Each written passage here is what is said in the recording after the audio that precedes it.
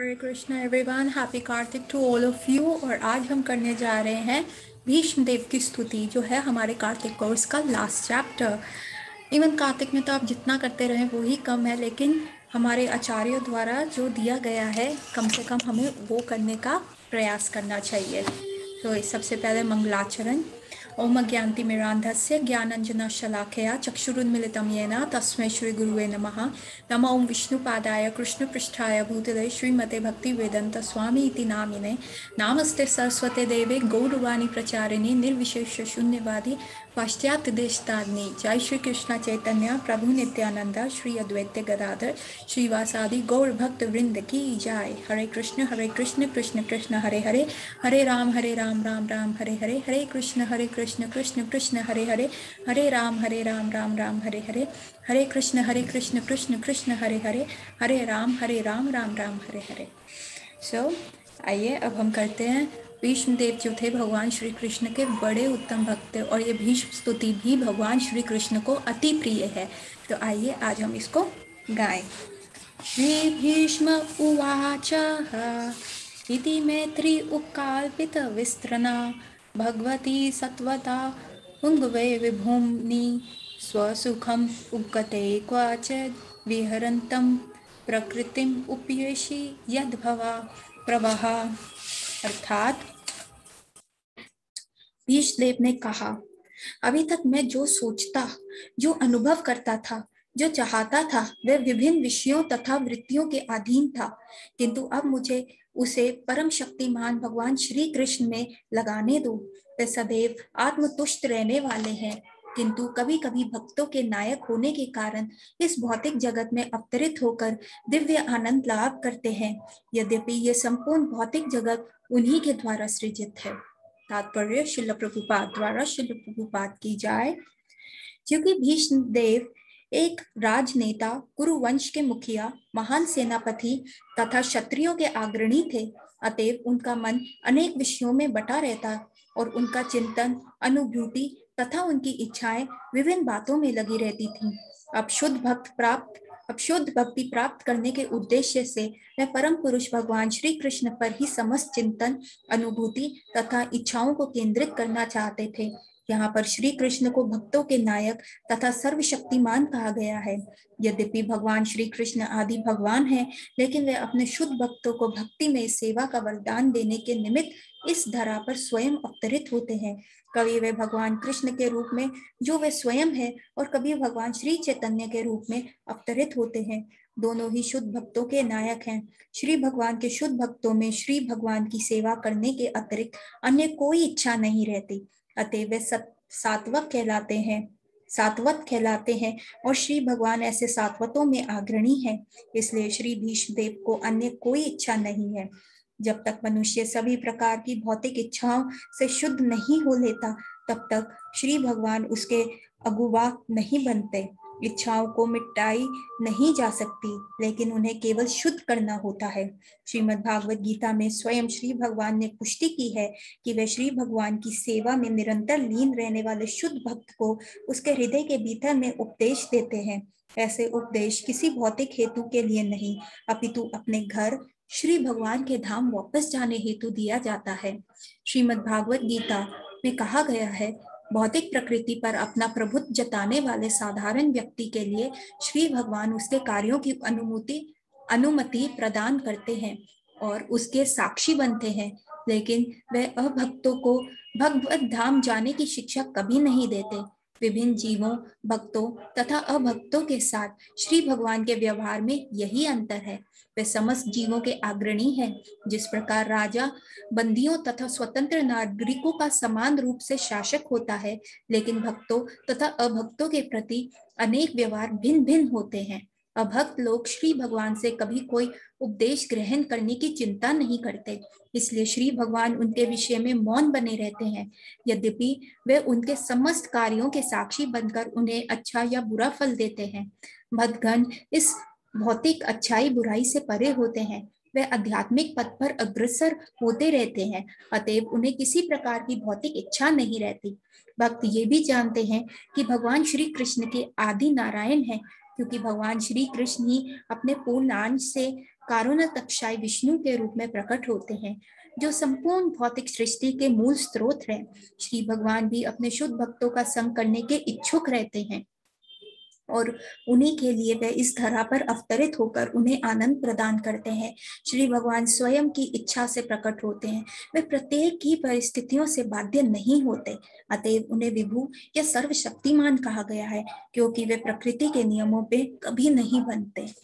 तो देखिए कितना अच्छा लिखा हुआ है कि अब भीष्मदेव कह रहे हैं कि अब मैं मरने जा रहा हूँ। भीष्मदेव एक्चुअली हमें सिखाते हैं the way we can die, the way we leave our body. तो भीष्मदेव जो है हमें ये सारी चीजें सिखा रहे हैं कि कैसे अब मुझे सारी चीजों से मुक्त करो और मुझे भगवान के शरण कमलों में अपना जो ध्यान है उसको देने दो।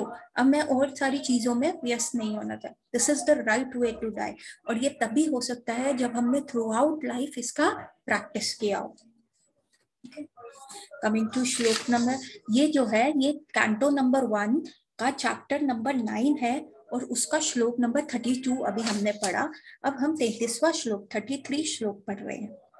त्रिभुवन कामनम कमल वर्णम रविकर गौन गौरा वर अभ्रम दादने वपुर अलक्का कुलवृतान अंबजम विजय सखे रत्रि अस्तु में नवद्य। इसका अर्थ है भगवान श्री कृष्ण अर्जुन के घनिष्ठ मित्र हैं। अब भीष्मदेव क्या कर रहे हैं, स्मरण ला रहे हैं। अब वो अंत शरीर टाइम पे भगवान का हर वे में याद करने का प्रयास कर रहे हैं, अपनी सारी इंद्रियाओं को भगवान की सेवा में ऋषिकेश में लगा रहे हैं। और इसलिए अब ये देखिए the subtle way how a person should die.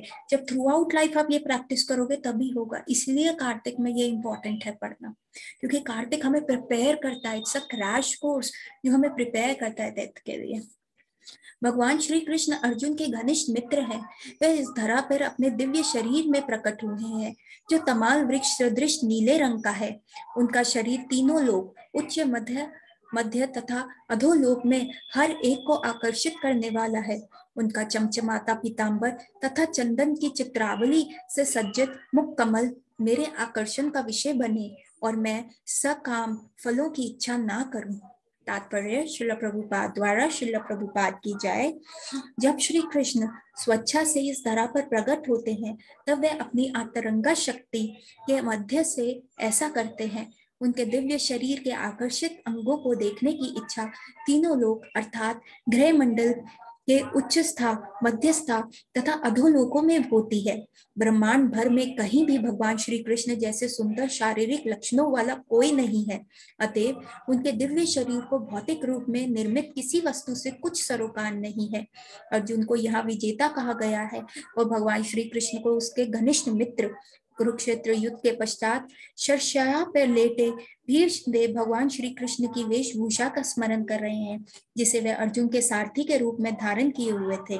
जब अर्जुन तथा भीष्मदेव के बीच युद्ध चल रहा था तब भीष्मदेव का ध्यान भगवान श्री कृष्ण की चमचमाती वेशभूषा की ओर आकर्षित हुआ था और इस प्रकार वे अप्रत्यक्ष रूप में अपने तथाकथित शत्रु अर्जुन की प्रशंसा भगवान श्री कृष्ण को अपने मित्र रूप में प्राप्त करने हेतु कर रहे थे। अर्जुन सदा ही विजेता रहा क्योंकि श्री भगवान उसके सखा थे। भीष्मदेव इस अवसर का लाभ श्री भगवान को विजय सखा अर्जुन के मित्र संबोधित करके उठाते हैं, क्योंकि श्री भगवान अति प्रसन्न होते हैं जब उन्हें उन भक्तों के साथ जोड़कर पुकारा जाता है जो उनसे विभिन्न दिव्य रसों में जुड़े हुए हैं। मतलब अगर आपको भगवान को बुलाना है तो उनके भक्तों का नाम पहले लीजिए तो भगवान कान लगा के सुनते हैं। तभी यहाँ पे भीष्मदेव जो है अर्जुन श्री भगवान को विजय सखा के नाम से बुला रहे हैं, अर्जुन का नाम जोड़ के बुला रहे हैं। जब भगवान श्री कृष्ण अर्जुन के सारथी थे तब सूर्य की किरणें श्री भगवान के वस्त्रों पर पड़कर चमक रही थी और ऐसी किरणें के परिवर्तन से उत्पन्न सुंदर छटा भीष्मदेव से भुलाए भी नहीं भूल रही थी। महान योद्धा के रूप में वे वीर रस में भगवान श्री कृष्ण से अपने संबंध का स्वादन कर रहे थे।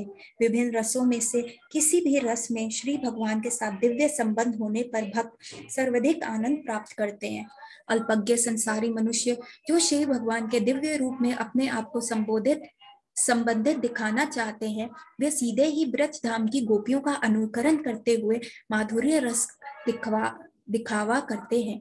श्री भगवान के साथ ऐसा खोखला प्रेम संबंध संसारी व्यक्ति की कुछ भावना का प्रतीक है, कुत्सित भावना का प्रतीक है, क्योंकि जिससे श्री भगवान के साथ माधुर्य रस का आनंद प्राप्त किया है वह संसारी श्रृंगार रस में लिप्त नहीं होता, जिसकी भर्त्सना संसारी नैतिकता ने भी की है, जिसकी भर्त्सना संसारी नैतिकता ने भी की है। मतलब कई लोग क्या करते हैं, अपने आप को कहते हैं कि हम तो गोपियां हैं, और उस प्रकार जाके अवैध संबंध बना लेते हैं, अपने आप को कृष्ण बोलते हैं और ऐसे कृष्ण रास लीला करते रहते हैं और उस तरह ना एक अवैध संबंध बना लेते हैं। तो इसकी जिसकी निंदा जो है भौतिकवादी लोगों ने भी करी है, पर ये तो आध्यात्मिक स्तर पे तो बहुत ही खराब है, क्योंकि वो जो स्तर है वो अध्यात्म का स्तर है। वो जो स्तर है, गोपियों ने सब कुछ, लस्ट नहीं था, लव था। हमने गोपी गीत में इसको बार बार दोहराया। यदि सिर्फ एक उनको कॉपी करके कहे कि नहीं मैं तो कृष्ण हूँ और ये मेरी गोपी है, और अनैतिक संबंध बना लेते हैं, तो वो आध्यात्मिक स्तर पे तो बहुत ही बुरा है। इवन भौतिकवादी लोग भी उसको गलत कहते हैं, तो ऐसा नहीं करना चाहिए। श्री भगवान के साथ प्रत्येक जीव का नित्य संबंध क्रम अनुसार विकसित होता है।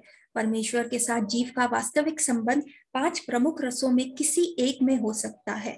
हमने 5 रस किए थे ना, हमने किया था शांत रस, दास्य रस, साख्य रस, वात्सल्य रस और माधुर्य रस। और निष्ठावान भक्त के लिए इससे कोई अंतर नहीं पड़ता। श्री भीष्म देव इसके जीते जागते उदाहरण है। तो हमें ध्यान पूर्वक समझना चाहिए कि महान सेना नायक श्री भगवान से किस प्रकार दिव्य रूप से जुड़े हुए हैं। कमिंग टू श्लोक नंबर 34। युद्धि दुर्गा राजो विधम्रा विश्वाक गज्जा ललिता श्रमवर्या अलंकृतस्य मम निश्चय शारीरा विभिद्यामन त्वचा विलसत् कवचेस्तु कृष्ण आत्मा। अर्थात युद्ध क्षेत्र में जहां मित्रवश भगवान श्री कृष्ण अर्जुन के साथ थे, भगवान श्री कृष्ण के लहराते केश घोड़ों की टापों से उठी धूल से धूसरित हो गए थे तथा श्रम के कारण उनके मुखमंडल पसीने की बूंदों से भीग गया था। मेरा तक्षण बाणों के बने घावों से इन अलंकारों की शोभा और भी बढ़ गई थी और वह उनका आस्वादन कर रहे थे। मेरा मन उन्हीं भगवान श्री कृष्ण के प्रति आकर्षित हो। तो यहाँ भगवान के कितना अच्छा वर्णन दिया हुआ है जो भीष्म देव ने देखा। भीष्म देव अपोजिट आर्मी में इसलिए फाइट करने के लिए तैयार हुए थे क्योंकि उनको भगवान के दर्शन करने थे, भगवान के श्रीमुख उनको हमेशा अपनी आंखों के सामने चाहिए था। यदि युधिष्ठिर के यहाँ से लड़ते तो भगवान का हमेशा बैक दिखता, और यहाँ पे भीष्म देव ने उसका इतना स्वादन किया, अपने प्राण देख के भी, अपने प्राणों की शैया पे लेटे हुए, इतना पेन हो रहा है, फिर भी भगवान के मुख का कितना सुंदर वर्णन कर रहे हैं कि उनके जो इतना सुंदर मुख है और उनके बाल खुले हुए हैं और हवा से पीछे जा रहे हैं, और घोड़ों की टाप से जो धूल है उनके बालों में आई हुई है, और पसीने से उनके मुखमंडल पे ऐसे चमकदार छोटे छोटे डॉट्स हो गई हैं, छोटे छोटे चमकते हुए मोती हो गए हैं, और बाणों से, भीष्मदेव के बाणों से हल्की हल्की जगह से उनके ब्लड आ रहा है, और इतना सुंदर रूप का वर्णन कर रहे हैं। और अब जो ये बाणों से वो ब्लड आ रहा है ना, तो भीष्मदेव देखिए कितने अखंड ब्रह्मचारी रहे हैं, इतनी भीष्म प्रतिज्ञा ली थी। नाम तो इनका देवव्रत था, लेकिन क्षत्रिय होकर, क्षत्रिय जो कि सैकड़ों रानियां विवाहित कर सकते थे, पर क्षत्रिय होके भी इतना भीष्म प्रतिज्ञा लिया कि मैं अखंड ब्रह्मचार्य करूंगा। मतलब इतनी इंजॉयमेंट में भी अपने सेंसेस को कंट्रोल करना, इसलिए ये भीष्म प्रतिज्ञा है। अरे जंगल में रह के तो कोई भी ब्रह्मचारी बन सकता है, लेकिन शराब के खाने में जाके शराब ना पियो, ऐसे लोगों का संग करके फिर ऐसा ना करो, तो ये होती है भीष्म प्रतिज्ञा।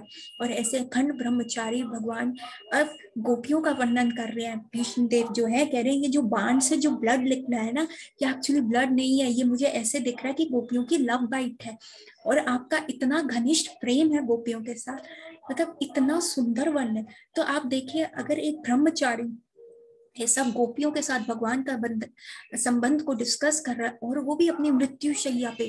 बाणों के 100 इतने सारे बाण थे कि एक उंगल की भी जगह नहीं थी जहां पे उनके बाण नहीं लगे हुए थे। अगर वो भगवान श्री कृष्ण की ऐसी लीलाओं का वर्णन कर रहा है तो देखिए ये आध्यात्मिक स्तर पे कितनी उच्च होंगी, और हम इसे अपनी भौतिक दृष्टि से देख के कितना खराब करते हैं। तो देखिए हमें ये सारी चीजें सीखनी है। हमें अगर ये लीलाओं का आस्वादन करना है, अगर ये लीलाओं का वर्णन करना है, तो हरि नाम जप के हमें अपना हृदय इतना स्ट्रॉन्ग करना पड़ेगा कि उसके जो पूर्व जन्म के जितने कल्मश और जितने भी संस्कार है वो मिट जाए और शुद्ध मिरर हो जाए, और जिसमें हम भगवान श्री कृष्ण और श्रीमती राधा रानी और उनकी गोपियों को देख सके, एक्चुअल वृंदावन हम देख सके। तात्पर्य श्रील प्रभुपाद द्वारा। श्रील प्रभुपाद की जय। श्री भगवान शाश्वत ज्ञान एवं आनंद स्वरूप है। अतः जब श्री भगवान की दिव्य प्रेममयी सेवा 5 प्रमुख संबंधों रसों अर्थात शांत, दास्य, साख्य, वात्सल्य तथा माधुर्य में से किसी एक में सच्चे प्रेम तथा अनुराग से की जाती है, तब श्री भगवान उसे ग्रहण करते हैं। श्री भीष्म देव दास्य भाव में श्री भगवान के महान भक्त हैं, अतएव उनके द्वारा श्री भगवान के दिव्य शरीर पर तीक्ष्ण बाणों की वर्षा किसी अन्य भक्त द्वारा उन पर गुलाब की कोमल पंखुड़ियों की वर्षा करने के समान है। कि मतलब भीष्म देव के बाण भी जो है भगवान श्री कृष्ण के लिए फूलों की वर्षा के समान है। ऐसा प्रतीत होता है कि श्री भगवान के साथ भीष्म देव ने जो कुछ किया था उसके लिए वे पश्चाताप कर रहे हैं, लेकिन असल में अपने दिव्य शरीर के कारण श्री भगवान को तनिक भी पीड़ा नहीं हुई। उनका शरीर पदार्थ नहीं है, साक्षात वे तो तथा उनका शरीर दोनों पूर्ण रूप से आध्यात्मिक है। आत्मा को ना तो छेदा जा सकता है, ना जलाया, ना सुखाया या गीला किया जा सकता है। इसकी विच्छेद व्याख्या श्रीमद् भागवत गीता में की गई है। स्कंद पुराण में भी ऐसे ही कथन मिलते हैं। उसमें कहा गया है कि आत्मा सदैव कल्मशहीन तथा अविनाशी है, ना तो उसे कष्ट दिया जा सकता है, ना ही उसे सुखाया जा सकता है। जब भगवान श्री विष्णु अवतरित होकर हमारे समक्ष प्रकट होते हैं, तब वे बद्ध जीवों के सामने भौतिक बंधन से जकड़े हुए लगते हैं, लेकिन वे ऐसे असुरों और नास्तिकों को मोहित करने हेतु करते हैं, जो श्री भगवान को उनके प्रकट होने के समय ही मारने के ताक में रहते हैं। कंस भगवान श्री कृष्ण को और रावण श्री राम को मारना चाह रहे थे, क्योंकि मूर्खतावश वे इस तथ्य से अनभिज्ञ थे कि श्री भगवान कभी मारे नहीं जा सकते, क्योंकि आत्मा का कभी विनाश नहीं होता। अतएव श्री भीष्म देव द्वारा भगवान श्री कृष्ण के शरीर को बाणों से बेदना अभक्त नास्तिकों के लिए एक मोहजनक समस्या है, लेकिन जो भक्त या मुक्त आत्मा है वे मोहित नहीं होते। कि मतलब भगवान को मारा गया कैसे, जब आत्मा को आप छेद नहीं कर सकते, और भगवान का जो रूप है और आत्मा में कोई डिफरेंस ही नहीं है। हमारे भौतिक शरीर और आत्मा में डिफरेंस है, भगवान तो इस सब के परे, तो वो मरेंगे कैसे। तो कितने मूर्ख थे ये लोग जो ऐसे सोचते थे कि हम भगवान को मार देंगे। भीष्म देव ने श्री भगवान के अत्यंत करुणामय स्वभाव की प्रशंसा की, क्योंकि उन्होंने अर्जुन को अकेला नहीं छोड़ा। यद्यपि भीष्म देव के बाणों से वे विचलित थे, ना ही उन्होंने भीष्म देव की मृत्यु शैया के निकट आने में कोई संकोच हुआ। यद्यपि भीष्म देव ने युद्ध भूमि में उनके साथ दुर्व्यवहार किया। इस दशा में भीष्म देव का पश्चाताप तथा श्री भगवान का करुणेमय स्वभाव दोनों ही अद्वितीय है। महान आचार्य तथा श्री भगवान के माधुर्य रस के भक्त शिला विश्वनाथ चक्रवर्ती ठाकुर ने इस संबंध में बहुत महत्वपूर्ण बात कही है। वे कहते हैं कि भीष्म देव की तीक्ष्ण बाणों से श्री भगवान के शरीर में बने घाव उन्हें प्रबल काम इच्छा से प्रेमिका द्वारा उनके शरीर को काटने से बने घावों की तरह आनंददायक लग रहे थे। देखिए यहाँ पे बात आ गई ना वो वाली, पर ये कितना उच्च स्तर है कि भगवान को भीष्म देव के बाण भी उनको गोपियों की याद दिला रहा था, कि गोपियां भी ऐसे करती थी और भीष्म देव के बाण भी वैसे ही लग रहे हैं। ये विश्वनाथ चक्रवर्ती ठाकुर पाद ने बताया। वो बहुत रसिक संत थे ब्रज के और अखंड ब्रह्मचारी थे। तो ऐसे संत जो अपना पूरा जीवन भौतिक सारी इच्छाओं को त्याग कर कभी ऐसी बात नहीं करेंगे जब तक वो इतने उच्च स्तर और आध्यात्मिक स्तर की ना हो। तो ये हमें समझने के लिए बहुत शुद्धिकरण चाहिए, हृदय का बहुत शुद्धि चाहिए। हरि नाम जप के ये शुद्धि आएगी, तभी हम राधा और श्रीमती राधा रानी और श्री कृष्ण की रास लीलाओं में एंटर कर पाएंगे। प्रेमिका द्वारा इस प्रकार काटा जाना, चाहे शरीर में घाव भी क्यों ना करे, कभी भी शत्रुता का प्रतीक नहीं माना जाता। अतएव श्री भगवान तथा उनके भक्त भीष्मदेव के बीच जो युद्ध हुआ वह दिव्य आनंद का आदान प्रदान था, वह किसी भी प्रकार से भौतिक नहीं था। इसके अतिरिक्त चूंकि श्री भगवान का शरीर तथा श्री भगवान अभिन्न है, अतएव परम पूर्ण शरीर में घाव होने की कोई संभावना ही नहीं है।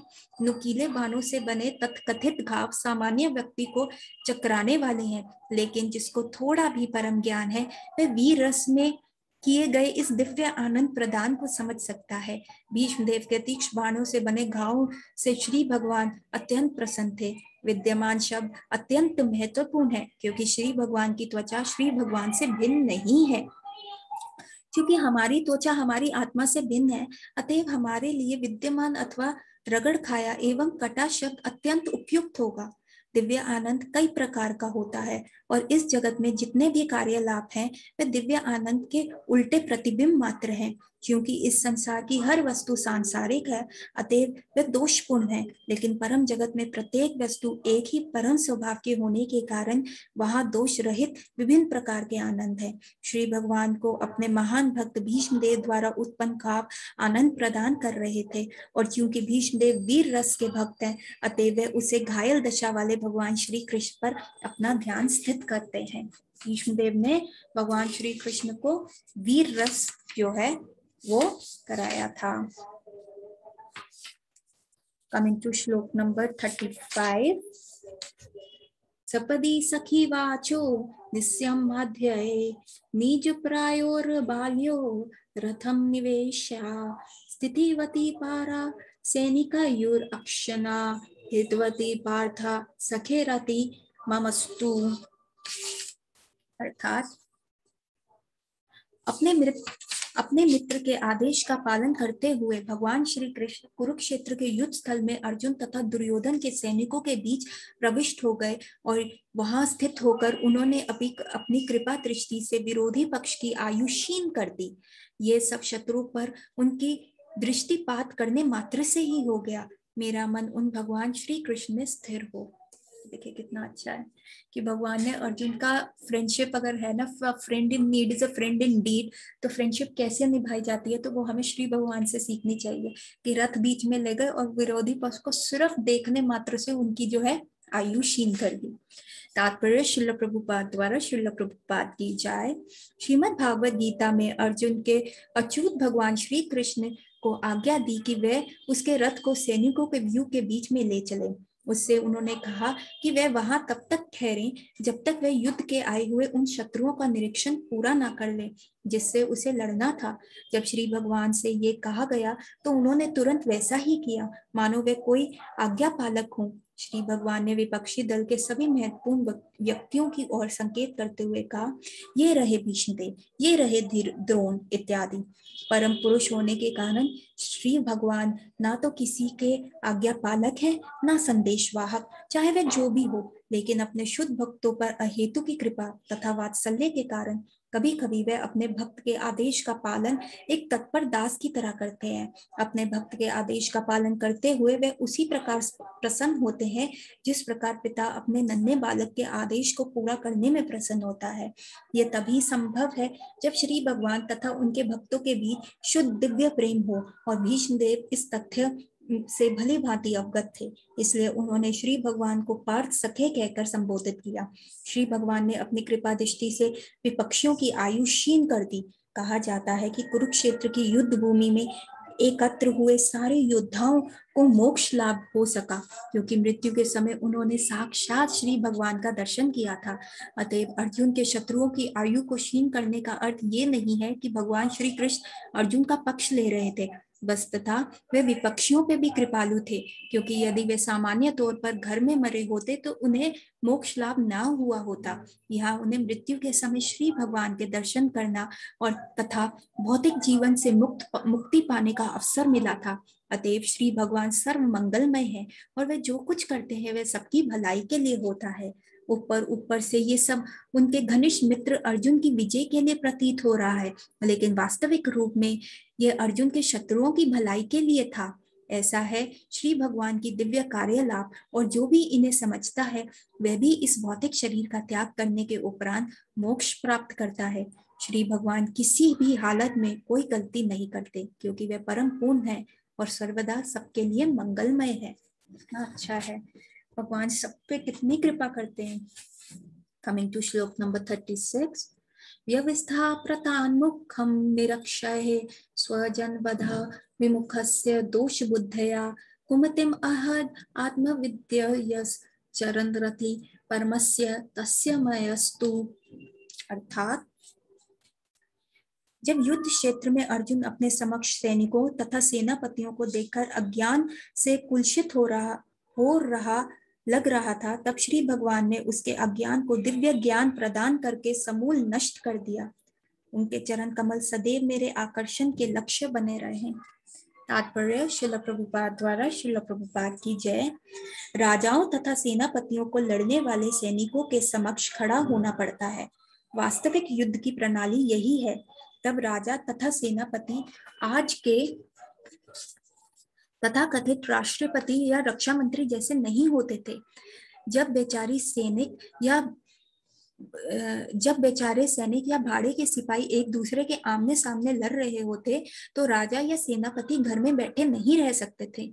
यह आधुनिक प्रजातंत्र का विधान हो सकता है, लेकिन जब वास्तविक राजतंत्र था तो सम्राट ऐसा नहीं होते थे, जो योग्यता पर विचार किए बिना चुने जाने वाले कायरों जैसे हों। जैसे कि कुरुक्षेत्र के युद्ध स्थल में स्पष्ट है, दोनों पक्षों के नेता तथा द्रोण, भीष्मदेव, अर्जुन तथा दुर्योधन सोए हुए नहीं थे। वे सभी ऐसे युद्ध में भाग ले रहे थे जो आबादी से कहीं दूर लड़ा जा रहा था। इसका अर्थ यह हुआ कि निर्देश नागरिक प्रतिद्वंदी राजसी दलों के युद्ध के प्रभावों से बचे रहते थे। ऐसे युद्ध में जो कुछ हो रहा होता था उसे नागरिकों द्वारा देखा जाने की कोई आवश्यकता नहीं थी। उन्हें तो अपनी आय का चौथा भाग शासक को देना होता था, चाहे वह अर्जुन हो या दुर्योधन। कुरुक्षेत्र के युद्ध में दोनों दलों के सेना नायक आमने सामने खड़े थे। अर्जुन ने उन्हें अत्यंत करुणा से देखा तथा पछताने लगा कि राज्य लिप्सा के कारण युद्ध क्षेत्र में वह अपने स्वजनों को ही मार डालेगा। वह दुर्योधन द्वारा बनाए गए विशाल सेना व्यूह से रंच मात्र भी भयभीत नहीं था, लेकिन श्री भगवान का दयालु भक्त होने के कारण उसे संसारिक वस्तुओं से स्वाभाविक वैराग्य था। अतएव उसे निश्चय किया वह संसारिक वैभव के लिए युद्ध नहीं करेगा। लेकिन ये तो अल्प ज्ञान के कारण था। इसलिए कहा गया है कि उसकी बुद्धि कलुषित हो गई थी। उसकी बुद्धि कभी भी कलुषित नहीं हो सकती, क्योंकि वह श्री भगवान का भक्त तथा नित्य सखा था, जैसे कि श्रीमद् भागवत गीता के 4 अध्याय में स्पष्ट है। अर्जुन की बुद्धि कुलसित प्रतीत होती है, अन्यथा मिथ्या देहांत बुद्धि द्वारा भौतिक बंधन में पड़े कुलसित बद्ध जीवों के कल्याण के लिए श्रीमद् भागवत गीता का उपदेश देने का अवसर कैसे प्राप्त हुआ होता। तो यहाँ पे बता रहे हैं कि अर्जुन ने बस किया था कि उसकी बुद्धि कुलसित हो गई है, कि उसको समझ नहीं आ रहा, पर एक्चुअली ये हम जैसे कलयुगी जीवों के लिए। अगर अर्जुन ऐसा नहीं करता तो भागवत गीता नहीं आती और फिर हमें कैसे इंस्ट्रक्शंस मिलते। श्रीमद् भागवत गीता संसार के बुद्ध जीवों के उद्धार के लिए सुनाई गई है, जिससे वे शरीर को मिथ्या ही आत्मा न मान बैठे और परमेश्वर के साथ आत्मा के नित्य संबंध को पुनः स्थापित कर सके। श्री भगवान द्वारा आत्मविद्या का प्रवचन मुख्य रूप से ब्रह्मांड के सभी भागों के समस्त व्यक्तियों के लाभ के लिए हुआ है। तो ये सब हमारे लाभ के लिए है, तो हमें इसे पढ़ना चाहिए। कमिंग टू श्लोक नंबर 37। स्वनिघ्नम् अपहाय मत्प्रतिजनं रथम् अधिकरन्तुम् अवलप्तो रथास्था धृता रथाचरणो अभ्याचलद्गुर हरि इव हतन्तुम् इभ्यं गतोरिया। अर्थात मेरी इच्छा को पूरा करते हुए तथा अपनी प्रतिज्ञा तोड़कर वे रथ से नीचे उतर आए, उसका पहिया उठा लिया और तेजी से मेरी ओर दौड़े, जिस प्रकार कोई सिंह किसी हाथी को मारने हेतु दौड़ पड़ता है। इसमें उनका उत्तरीय वस्त्र भी रास्ते में गिर गया। तो ये भी हमें कहानी पता है, तो हम ये कहानी फिर से पढ़ेंगे। यहाँ तात्पर्य में दी हुई। तात्पर्य श्रील प्रभुपाद द्वारा। श्रील प्रभुपाद की जय। यद्यपि कुरुक्षेत्र का युद्ध सैन्य सिद्धांतों पर लड़ा गया था, लेकिन साथ ही साथ में खेल भावना भी थी। मानो वह दो मित्रों के बीच होने वाला युद्ध हो। दुर्योधन ने भीष्मदेव को ये कहकर आलोचना की थी कि वे अर्जुन से पितृव्रत स्नेह के कारण उसे मारने में झिझकते हैं। एक क्षत्रिय युद्ध के सिद्धांत पर किया गया अपमान सह नहीं सकता। अतः भीष्मदेव ने प्रतिज्ञा की कि अगले दिन वे पांचों पांडवों को वध इसी काम के लिए बनाए गए विशेष हथियारों से कर देंगे। इससे दुर्योधन संतुष्ट हो गया और उसने वे तीर अपने पास रख लिए ताकि वह उन्हें अगले दिन युद्ध के समय दे सके। लेकिन अर्जुन ने चालाकी से दुर्योधन से वे तीर प्राप्त कर लिए और भीष्मदेव को ये समझने में देर न लगी कि ये भगवान श्री कृष्ण की चाल है। ऐसा हुआ था कि अर्जुन ने एक बार दुर्योधन को बचाया था जब वो वनवास में थे और बहुत सारे वनवासियों ने, गंधर्वों में ने दुर्योधन को कैप्चर कर लिया था क्योंकि वे उन्हीं के वाटर में क्रीड़ा कर रहा था पांडवों को जलाने के लिए। लेकिन क्या हुआ, ये वाटर्स जो थे वो प्राइवेट राइट्स थे, वो दुर्योधन के लिए नहीं थे। तो सारे जो ये गंधर्व थे उन्होंने इसको दुर्योधन को कैद कर लिया था। अब मरने की अवस्था में तब अर्जुन ने आके दुर्योधन की सहायता की थी। तब दुर्योधन ने अर्जुन को वचन दिया था कि भैया तुम बता देना, तुम्हारे लिए भी मैं कुछ करूंगा क्योंकि मैं तुम्हारा एहसान नहीं लेना चाहता। और जब भीष्मदेव ने 5 जो तीर दिए थे पांडवों को मारने के लिए दुर्योधन को, तब श्री कृष्ण को पता चल गया क्योंकि वो तो अंतर्यामी है, सबके हृदय में बैठे हैं। तो श्री कृष्ण ने अर्जुन को कहा कि जाओ तुम दुर्योधन से वो तीर ले आओ और उसको अपना वो प्रॉमिस याद दिला के। तो अर्जुन वो सारे तीर जो है ले आया। तो ऐसे ही अर्जुन ने चालाकी से भगवान श्री कृष्ण ने किया और भीष्मदेव को तनिक भी टाइम नहीं लगा ये समझने में। अतः भीष्मदेव ने प्रतिज्ञा की कि अगले दिन भगवान श्री कृष्ण को अस्त्र उठाना ही पड़ेगा, अन्यथा उनका मित्र अर्जुन मारा जाएगा। अब दुर्योधन के सामने भीष्मदेव ने कहा कि अच्छा अगर उन्होंने ऐसा किया है ना, तो अब मैं देख लेना भगवान की प्रतिज्ञा भंग करूंगा, क्योंकि भगवान ने ये प्रतिज्ञा की थी कि मैं कुरुक्षेत्र के युद्ध में अस्त्र नहीं उठाऊंगा। तो अब भीष्मदेव ने कहा दुर्योधन को जस्ट पैट करने के लिए, जैसे छोटा बच्चा रो के आ जाता है, तो भीष्मदेव ने कहा अच्छा अच्छा रो नहीं, मैं करूंगा, मैं करता हूँ, मैं हूं ना। सो मैं कल भगवान की प्रतिज्ञा भंग करूंगा या अर्जुन का वध करूंगा, और जब मैं अर्जुन का वध करने लगूंगा तो भगवान अपने अस्त्र उठाएंगे और उनकी जो होगी बदनामी होगी कि उन्होंने अस्त्र उठा लिया, उन्होंने प्रतिज्ञा करी थी। दूसरे दिन भीष्मदेव ने इतना भयानक युद्ध किया कि अर्जुन तथा भगवान कृष्ण दोनों ही संकट में पड़ गए। अर्जुन लगभग हार ही चुका था। परिस्थिति इतनी नाजुक थी कि वह भीष्मदेव द्वारा अगले ही क्षण मारा जाने वाला था। उस समय भगवान श्री कृष्ण ने भक्त भीष्मदेव की प्रतिज्ञा का मान रखकर उन्हें प्रसन्न करना चाहा, क्योंकि यह उनकी अपनी प्रतिज्ञा से अधिक महत्वपूर्ण था। मतलब भगवान अपनी प्रतिज्ञा भी तोड़ देते हैं। अगर उनको अपमान भी होए कि युद्ध में देखो तोड़ दी, तब भी उन्होंने भीष्मदेव की प्रतिज्ञा को ऊपर रखा। ऊपर से ऐसा लगता है कि उन्होंने अपनी प्रतिज्ञा तोड़ी। मतलब भगवान कितने भक्त वत्सल है।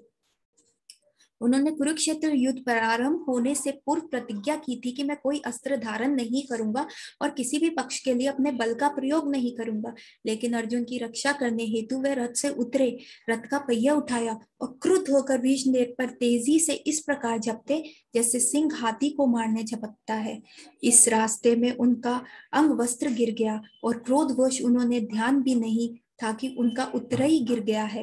तब भीष्मदेव ने तुरंत हथियार डाल दिए और स्वयं अपने प्रिय प्रभु भगवान श्री कृष्ण द्वारा मारे जाने हेतु खड़े हो गए। उस दिन का युद्ध उसी क्षण समाप्त हो गया और अर्जुन की प्राण रक्षा हो सकी।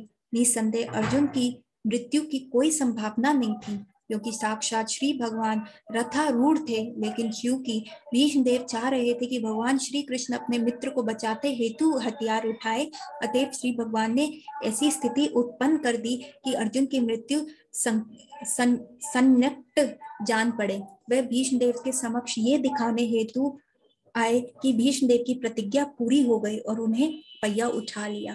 तो बेसिकली क्योंकि अर्जुन भगवान के साथ था तो ऑब्वियसली उसकी मृत्यु नहीं होने वाली थी। सबको पता था कि कुरुक्षेत्र का युद्ध किसने जीतना है, कैसे जीता जाएगा।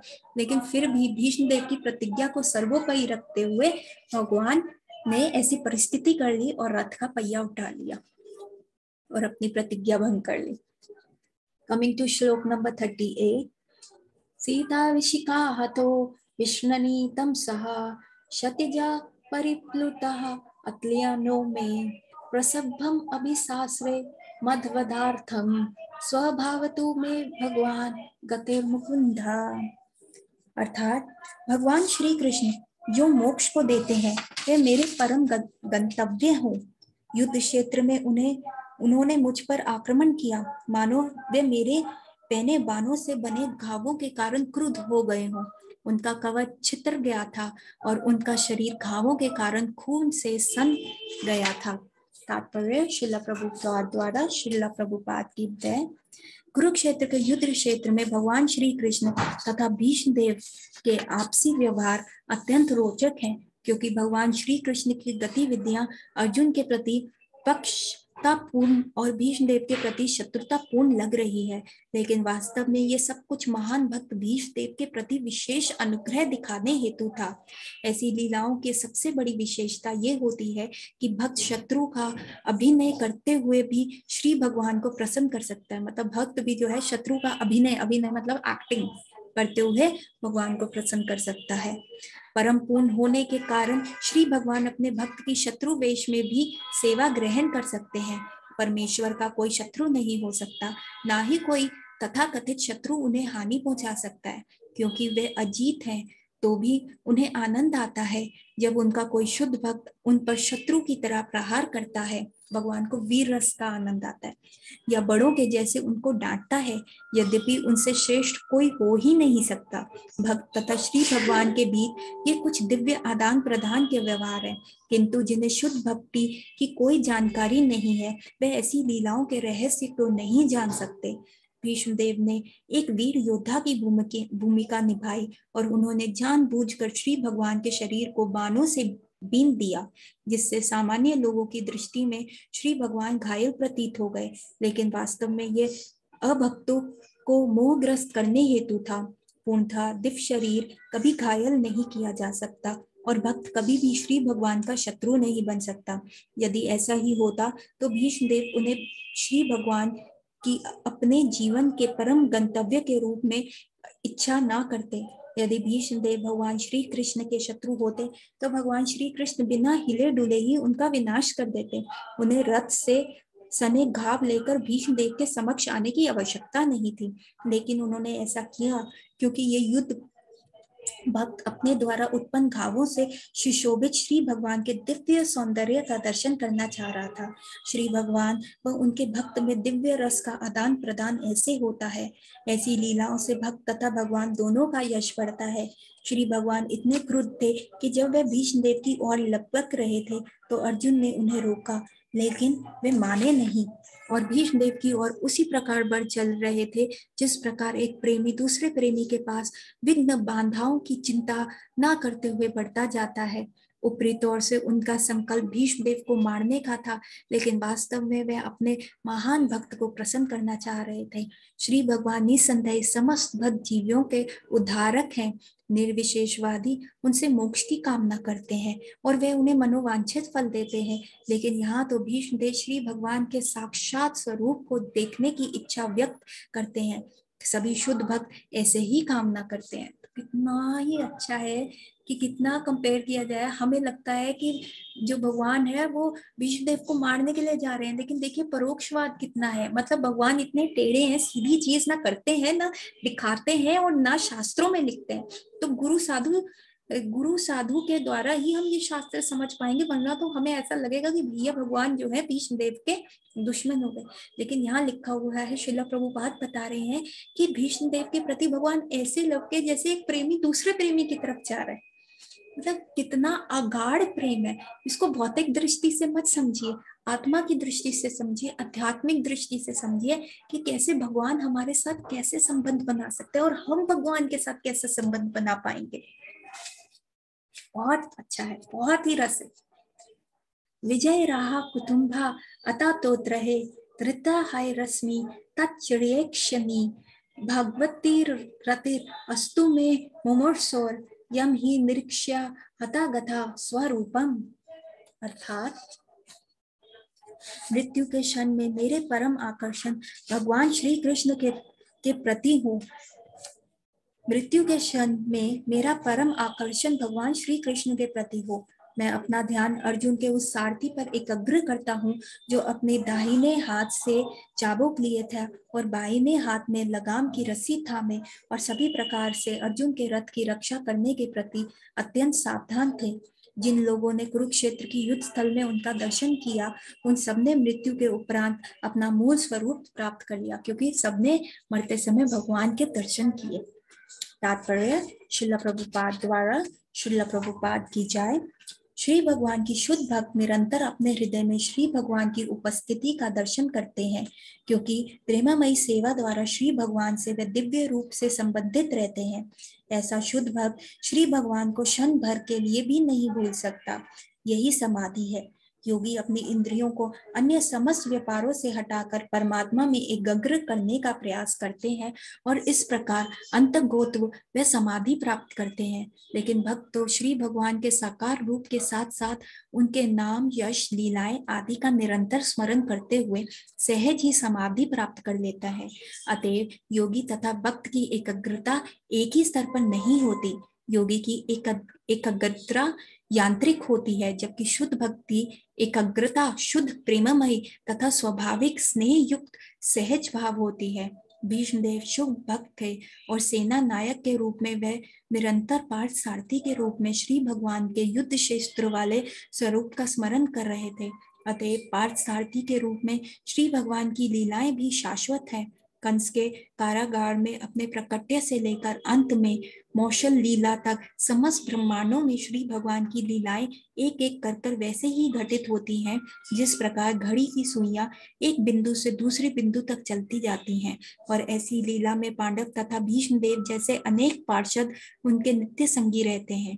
इस प्रकार भीष्मदेव पार्थ सारथी के रूप में श्री भगवान के सुंदर स्वरूप को, जिसे अर्जुन ने नहीं देख पाया, कभी नहीं भूल पाए। अर्जुन पार्थ सारथी के पीछे थे, जबकि श्री भीष्मदेव श्री भगवान के बिल्कुल सामने थे। यहाँ तक श्री भगवान के युद्ध वेश का संबंध है। भीष्मदेव ने इसका आस्वादन अर्जुन की अपेक्षा अधिक रुचि से किया। कुरुक्षेत्र की युद्ध भूमि के सभी सैनिकों तथा व्यक्तियों ने मृत्यु के उपरांत श्री भगवान जैसे अपना मूल आध्यात्मिक स्वरूप प्राप्त किया, क्योंकि श्री भगवान की अहेतु की कृपा से वे सभी उस अवसर पर उनका साक्षात दर्शन कर सके। जलचर से लेकर ब्रह्मा तक विकास चक्र से चक्कर लगाते हुए सभी बद्ध जीव माया के रूप में है और उस रूप में है जिसे उन्हें अपने कर्मों से प्राप्त किया है और जो भौतिक प्रकृति के उन्हें प्रदान दिया है। बद्ध जीवों के भौतिक रूप बाहरी वस्त्र की तरह है और जब बद्ध जीव माया के चंगुल से छूट जाता है तब उसे अपना मूल स्वरूप प्राप्त होता है। निर्वेशवादी श्री भगवान के निरंकार ब्रह्म तेज को प्राप्त करने का इच्छुक रहता है, लेकिन श्री भगवान के आंशिक रूप जीवित स्वलिंगों के लिए यह रंच मात्र भी हितकर नहीं है। अतएव निर्वेशवादियों का पुनः पतन होता है। मतलब आप ब्रह्म ज्योति तक जाओगे, भगवान के साथ आपका कोई संबंध नहीं है, वहां बोर होके फिर वापस आ जाओगे। ब्रह्म ज्योति तो एक सिंपल लाइट है, भगवान की बॉडी से निकला हुआ एफ्लूजेंस है, सिर्फ एक ज्योति है, उसमें जाके बोर होके वापस आ जाओगे। इसलिए जो भक्त होता है उसमें नहीं है, उसे तो भगवान से 1-to-1 रिलेशनशिप डेवलप करना है। अतएव निर्विशेषवादियों का पुनः पतन होता है और वे फिर से भौतिक रूप प्राप्त करते हैं जो आत्मा के लिए मिथ्या होता है। भक्तों को आत्मा का मूल प्रकृति के अनुसार वैकुंठ में या गोलका में श्री भगवान के समान द्विभुज या चतुर्भुज आध्यात्मिक स्वरूप प्राप्त होता है।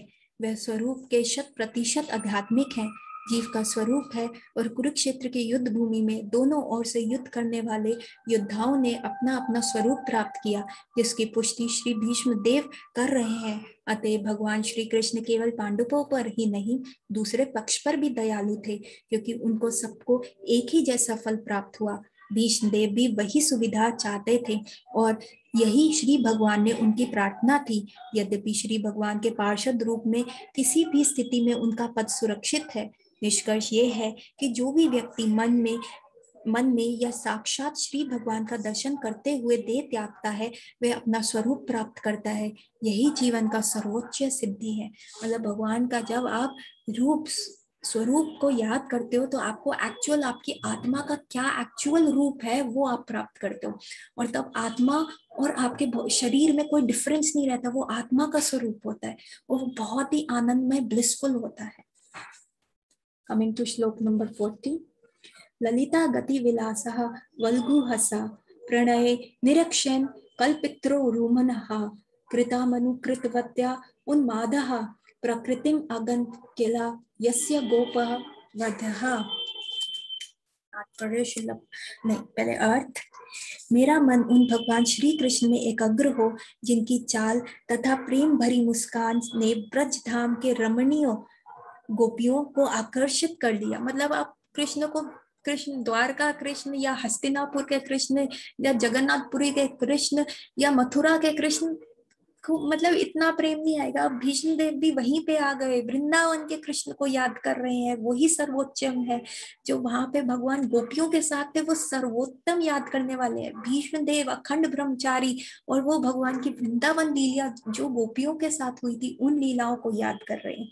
तो देखिए हमें यहाँ से ना ये सीक्रेट्स है, ये हमें अपने हृदय में बिठाने, हमें नोट्स बनाने हैं कि अच्छा हमें इन ये भीष्म देव थे जो 12 महाजनों में आए थे और हमें इनका अनुगत्य करना, इनका अनुसरण करना. जैसे ये चले हैं और ये परम गति पे प्राप्त हुए हैं तो हमें इनकी चीटिंग करनी है, इनके नोट्स बनाने की भीष्म देव अंतिम समय क्या याद कर रहे हैं. तो यहाँ देखिए कितना इंपॉर्टेंट है कि वो वृंदावन वाले कृष्ण को जो गोपियों के साथ थे उनकी माधुर्य लीलाओं को याद कर रहे हैं. रास लीला में श्री भगवान के अंतर्धान हो जाने पर गोपिकाओं ने श्री भगवान की लक्षणिक गतियों का अनुकरण किया. तो ये याद करें जब रासलीला में भगवान गायब हो गए थे तो गोपियां इतने विरह में आ गई थी कि उन्होंने भगवान की लीलाएं जो है इनैक्ट करने लगी. कोई पूतना बन गई, कोई कृष्ण बन गई, कोई कालिया नाग बन गई और उसके ऊपर एक गोपी कृष्ण रूप बन के डांस कर रही है. कोई तृणावर्त बन गई तो कृष्ण उनको मार रहे हैं. कोई शकटासुर, अघासुर, बकासुर बन गई तो कृष्ण ऐसे कर रहे हैं. कोई दाम बंधन लीला हो रही है कि यशोदा मैया बन गई और कृष्ण को बांध गई. तो इतने ही वो रसमयी हो गई कि गोपियां जो है भगवान, और उनको यही नहीं पता चला कि हम है या कृष्ण है. वो इतने भाव विभोर हो गई और वो वैसी लीलाओं का करने लगी, स्वादन करने लगी. तो हमारे समक्ष भी भगवान अभी प्रकट नहीं है क्योंकि हमारी दृष्टि दूषित है. तो यहाँ पे अगेन सीक्रेट नोट है कि हम अगर भगवान की लीलाओं को बार बार स्मरण करेंगे, पढ़ेंगे, कहेंगे, सुनाएंगे तो वो हम भी कृष्णमय हो जाएंगे जैसे कृष्ण गोपियां कृष्णमयी हो गई. और भीष्म देव बाणों की शैया पे लेटे हुए भी वो कृष्णमय बनने का बता रहे हैं कि यही उच्च स्तर है. इसी प्रकार अपना देह त्यागो. तात्पर्य श्रील प्रभुपाद द्वारा. श्रील प्रभुपाद की जय. ब्रजभूमि की गोपियों ने प्रेमामयी सेवा के अतीव आह्लाद से श्री भगवान के साथ समान रूप से नृत्य कर, प्रेमी रूप में उनका आलिंगन करके, उनके साथ हास परिहास करके तथा प्रेमपूर्ण भाव से उनकी ओर देखकर उनके साथ एकात्म्य प्राप्त किया. अर्जुन के साथ श्री भगवान का संबंध भीष्म देव जैसे भक्तों द्वारा प्रशंसित है, लेकिन गोपियों के साथ श्री भगवान का संबंध और भी अधिक शुद्ध प्रेममय सेवा के कारण अधिक प्रशंसनीय है. तो देखिए भीष्म देव कहाँ से स्टार्ट हुए. भीष्म देव साख्य रस से स्टार्ट हुए और सीधा माधुर्य रस पे चले गए. और कौन सा रस प्रधान है तो यहाँ भीष्म देव बता रहे हैं. श्री भगवान की कृपा से अर्जुन को सारथी के रूप में श्री भगवान की भक्त सेवा प्राप्त हुई थी, लेकिन श्री भगवान ने अर्जुन को अपने समान स्तर की शक्ति प्रदान नहीं की. किंतु गोपियों तो श्री भगवान के बारंबार का स्तर प्राप्त करके असल में श्री भगवान के साथ एक आत्मा हो गई. भीष्म देव द्वारा गोपियों के स्मरण की इच्छा जीवन की अंतिम अवस्था में गोपियों की कृपा भी प्राप्त करने की एक प्रार्थना है. श्री भगवान अपने शुद्ध भक्तों की प्रशंसा सुनकर अधिक प्रसन्न होते हैं. अतएव भीष्म देव ने केवल उस समय उनके साथ उपस्थित अर्जुन के कृत्यों का ही यशगान नहीं किया, अपितु गोपियों का भी स्मरण किया, जिन्हें श्री भगवान की प्रेममयी सेवा करने के कारण श्री भगवान की अद्वितीय कृपा प्राप्त हो सकी. श्री भगवान के साथ गोपियों के समता कभी भी निर्वेशवादियों के सज्जोग मोक्ष के सामने समझने की गलती नहीं करनी चाहिए. ये समत्वा पूर्ण आह्लाद की अवस्था है जहाँ अंतर की धारणा पूर्ण तरह मिट जाती है कि भगवान कृष्ण और गोपियों के अंतर का सब भावना खत्म. कौन कृष्ण है कौन गोपियां है पता ही नहीं चलता क्योंकि प्रेमी प्रेमिका के हित एक ही हो जाते हैं. वो कितना रसिक है. 41 श्लोक नंबर 41. मुनिगणा नृपा वर्या शकुल संकुले नतः सदैश युधिष्ठिरा राजसूयो एषम अर्हनम उपापेद इक्षणीयो मम दृश्य गोचरे एष अवीर आत्मा।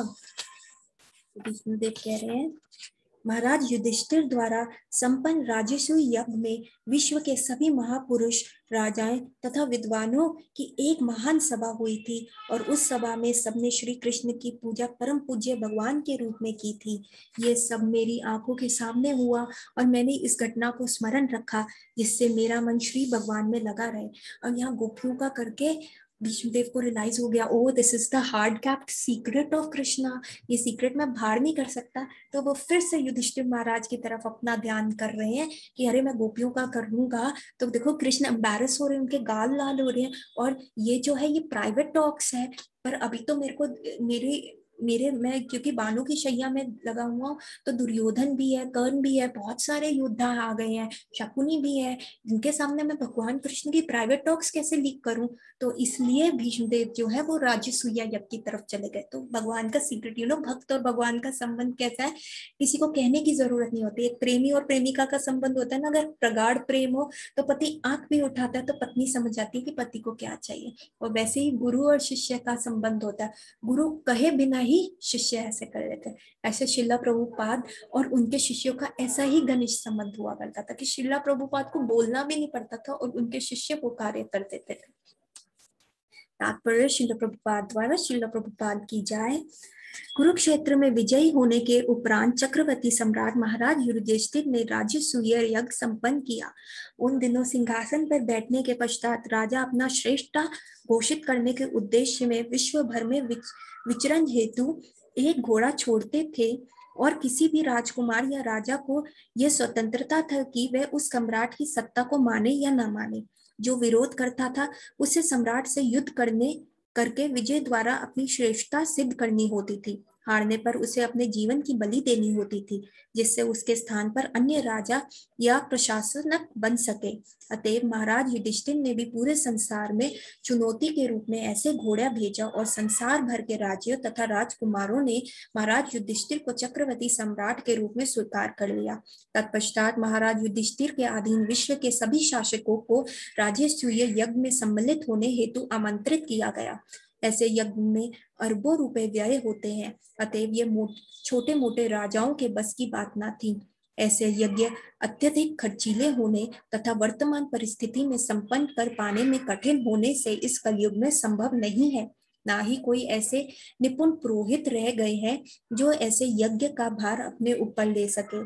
इस प्रकार आमंत्रण मिलने पर विश्व के सभी राजा तथा महान मुनिज महाराज युधिष्ठिर की राजधानी में एकत्र हुए। इस अवसर पर महान दार्शनिकों, धर्मज्ञों, वैद्यों, वैज्ञानिकों तथा सारे महान ऋषियों सहित संपूर्ण समाज को आमंत्रित किया गया।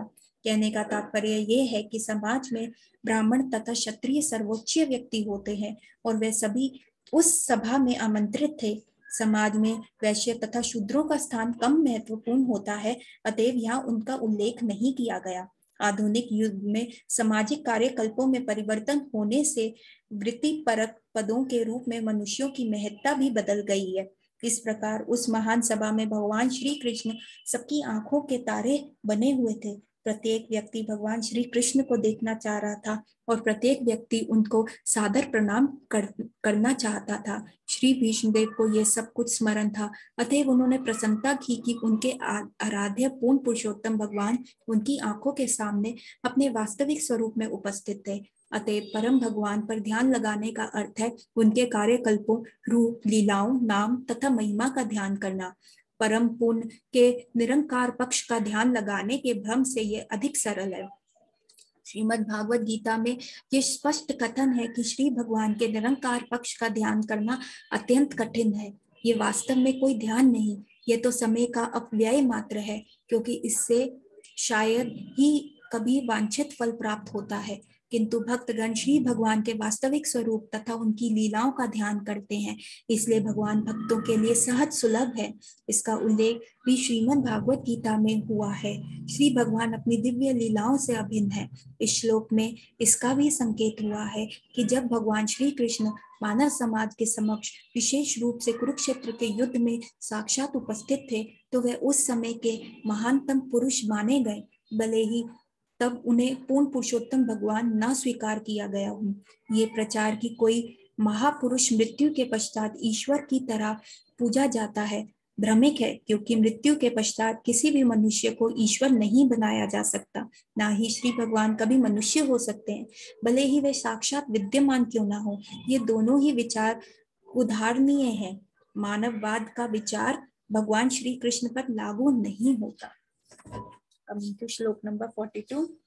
तम इमम अहम अजम शरीराभाजम हृदय हृदय दृष्टेहम आत्मा कल्पितानम प्रतिदृशम इवानिका आधारकम एकम समाधिगतो अस्मि विद्युत भेदमोह। श्लोक नंबर है 42, जो हमारा लास्ट श्लोक है भीष्म स्तुति का। अर्थात अब मैं पूर्ण एकाग्रता से एक ईश्वर भगवान श्री कृष्ण का ध्यान कर सकता हूँ, जो इस समय मेरे सामने उपस्थित है, क्योंकि अब मैं प्रत्येक के हृदय में, यहाँ तक कि मनोधर्मियों के हृदय में भी रहने वाले उन्हें प्रति द्वैत की करुणाओं को पार कर चुका हूँ। वे सबके हृदय में रहते हैं। भले ही सूर्य को भिन्न भिन्न प्रकार से अनुभव किया जाए, किंतु सूर्य तो एक ही है।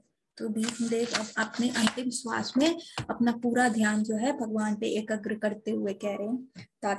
तात्पर्य श्रील प्रभुपाद द्वारा। श्रील प्रभुपाद की जय। भगवान श्री कृष्ण की एक परम भगवान है, लेकिन उन्होंने अपनी अचिंत्य शक्ति द्वारा अपने आप को अनेक पूर्णांशों में, विभिन्न अंशों में विस्तृत कर, तो भगवान ने अपने आप को कितना डिवाइड कर रखा है, पर वो डिवाइड थोड़ा नहीं होते हैं। जैसे ईशोपनिषद का श्लोक है, स्पिरिचुअल मैथ्स कैसा है, 1 minus 1 is also 1, 1 plus 1 is also 1, 1 divided by 1 is also 1, 1 multiplied by 1 is also 1। मतलब 1 minus 1 is 1, 1 plus 1 is also 1। मतलब भगवान कितने पूरी सृष्टि के रचिता है, पूरी पृथ्वी उनसे, पूरी सृष्टि उनसे आती है, फिर भी वो पूर्ण रहते हैं। तो भगवान ने अपने आप को ना पूर्णांशों में और विभिन्न अंशों में विस्तृत किया हुआ है। विभिन्न अंशों में, पूर्णांशों में मतलब अवतार की फॉर्म्स में कितने, कभी वो नरसिंह देव, बहरा, ये सब भगवान के जो है अंश है। अंश, ये भी ना भगवान का एक डिवीजन है, जो हमें लघु भावामृत में बहुत अच्छे से मिलता है। वो भी हम कभी डिस्कस करेंगे। मतलब this is a very scientific topic. द्वैत की धारणा उनकी इस अचिंत्य शक्ति के बारे में अज्ञान के कारण है। श्रीमद् भागवत गीता में श्री भगवान कहते हैं कि जो अल्पज्ञ हैं, मात्र वे ही उन्हें मनुष्य मानते हैं। ऐसे अल्पज्ञ व्यक्ति श्री भगवान की अचिंत्य शक्तियों को नहीं जानते। वे अपनी अचिंत्य शक्ति से सबके हृदय में उसी प्रकार विद्यमान है, जिस प्रकार सूर्य संसार भर के लोगों के सामने विद्यमान है। श्री भगवान का परमात्मा रूप उनके पूर्ण अंश का विस्तार है। वे अपनी अचिंत्य शक्ति से प्रत्येक के हृदय में परमात्मा रूप में अपना विस्तार करते हैं। वे अपने व्यक्तिगत तेज के विस्तार द्वारा ब्रह्म ज्योति के ज्वालामय तेज के रूप में अपना विस्तार करते हैं। ब्रह्म संहिता में कहा गया है कि ब्रह्म ज्योति उनका व्यक्तिगत तेज है, अतएव उनमें तथा उनके तेज ब्रह्म ज्योति या परमात्मा रूप में उनके पूर्ण अंशों में कोई अंतर नहीं है। अल्पज्ञानी लोग, जिन्हें इस तथ्य का पता नहीं है, वे ब्रह्म ज्योति तथा परमात्मा को भगवान श्री कृष्ण से भिन्न समझते हैं। श्री भीष्म देव के मतलब ब्रह्म ज्योति को भगवान से अलग समझते हैं, जबकि ब्रह्म ज्योति तो भगवान का ही तेज है। तो ये अल्पज्ञ है, ये कम बुद्धि है। भीष्म देव के मन में द्वैत की ये कुधारणा पूर्ण रूप से मिट चुकी है, और वे अब संतुष्ट हैं कि वे भगवान श्री कृष्ण ही है जो सब कुछ है। ये अनुभूति महात्माओं या भक्तों को ही प्राप्त होती है, जैसे कि श्रीमद् भागवत गीता में कहा गया है कि श्री वासुदेव ही सर्व है, और श्री वासुदेव के बिना किसी का कोई अस्तित्व नहीं। श्री वासुदेव या भगवान श्री कृष्ण ही आदि परम पुरुष है, जिसकी पुष्टि अब भीष्म देव द्वारा हो रही है। भीष्म देव 12 महाजन में से एक हैं, अतएव नव जिज्ञासियों तथा शुद्ध भक्तों दोनों को समान रूप से उनके चरण चिन्हों का अनुसरण करने का प्रयास करना चाहिए। भक्ति मार्ग के लिए यही विधि है। विष्णुदेव के आराध्य पाठ सारथी रूप में भगवान श्री कृष्ण और वही श्री कृष्ण वृंदावन में गोपियों के सर्वाधिक मनोहर श्याम सुंदर हैं। कभी कभी अल्पज्ञ अधेत गलती से ये सोचते हैं कि वृंदावन के श्री कृष्ण तथा कुरुक्षेत्र युद्ध वाले श्री कृष्ण पृथक पृथक व्यक्तित्व है, लेकिन भीष्मदेव के मन में ये भ्रांति पूर्ण रूप से दूर हो चुकी है। यहाँ तक कि निर्विशेषवादियों के लक्ष्य निरंकार ज्योति के रूप में भगवान श्री कृष्ण ही है और योगियों के लक्ष्य परमात्मा भी भगवान श्री कृष्ण है। भगवान श्री कृष्ण ब्रह्म ज्योति तथा अंतर्यामी परमात्मा दोनों ही हैं, लेकिन ब्रह्म ज्योति और परमात्मा भगवान श्री कृष्ण का एक पूर्ण प्रतिनिधित्व नहीं करते। भगवान श्री कृष्ण ने ब्रह्म ज्योति व परमात्मा दोनों है, लेकिन ब्रह्म ज्योति या परमात्मा में ना तो भगवान श्री कृष्ण होते हैं ना भगवान श्री कृष्ण के मधुर संबंध। मतलब ब्रह्म ज्योति और परमात्मा भी भगवान है, भगवान का तेज भी भगवान से आ रहा है, लेकिन जो संबंध है ना वो तो आप भगवान श्री कृष्ण से बना सकते हो। देखो इसको ऐसे समझ सकते हैं, जैसे मेरे कपड़े हुए तो ये मेरे कपड़े हैं पर मैं तो नहीं हूँ, पर है तो मेरे कपड़े ना। अब मतलब अगर हम भौतिक दृष्टि से देखें, पर अगर आपको संबंध बनाना है, मेरे साथ मेरे से फ्रेंडशिप करनी है, तो मेरे कपड़ों से थोड़ा ना करोगे, आप मुझसे करोगे, एज एन इंडिविजुअल करोगे। तभी भगवान श्री कृष्ण में ब्रह्म ज्योति व परमात्मा दोनों है, लेकिन ब्रह्म ज्योति या परमात्मा में ना तो भगवान श्री कृष्ण होते हैं ना भगवान कृष्ण के मधुर संबंध। अपने साकार रूप में भगवान श्री कृष्ण पार्थ सारथी तथा वृंदावन के श्याम सुंदर दोनों ही हैं, लेकिन निराकार पक्ष में वे ना तो ब्रह्म ज्योति में है ना ही परमात्मा में। भीष्मदेव जैसे महात्मा भगवान श्री कृष्ण की इन विभिन्न स्वरूपों का अनुभव कर सकते हैं, अतएव वे भगवान श्री कृष्ण को समस्त स्वरूपों का उद्गम जानकर एकाग्रता से उन्हीं की पूजा करते हैं। कितना अच्छा है, भीष्मदेव कितना हमें इंस्ट्रक्शंस दे रहे हैं, हमें इसको फॉलो करना चाहिए। और इसी के साथ हमारा सो कॉल थोड़ा सा जो हमने किया कार्तिक कोर्स खत्म होता है। होपफुली आपने ये बहुत अच्छे से एंजॉय किया होगा और आपका कार्तिक बहुत अच्छा गया होगा। कृपया करके इसको बार बार सुनिए और ये जो 2 दिन रह गए हैं कार्तिक से अपनी प्रगाढ़ता बढ़ाइए और भगवान के प्रति कंप्लीट सरेंडर कीजिए। With this, happy Kartik to all of you. Hare Krishna and Hari Bol, and में आपकी लाइफ में हमेशा ऑस्पिशियसनेस और ऑस्पिशियसनेस ही रहे। हम ये हर बार करते रहे, हमें भगवान शक्ति दे कि हमारा भगवान के प्रति सरेंडर और बढ़ता रहे। With this, 3 times Hare Krishna chant करके we will end the class. Hare Krishna Krishna Krishna Hare Hare, Hare Ram Ram Ram Hare Hare, Hare Krishna Krishna Krishna Hare Hare, Hare Ram Ram Ram Hare Hare, Hare Krishna Krishna Krishna Hare Hare, Hare Ram Ram Ram Hare Hare. So आप ये रेगुलर क्लासेस आज से नहीं होंगी। With this, happy Kartik to all of you. Hari बोल।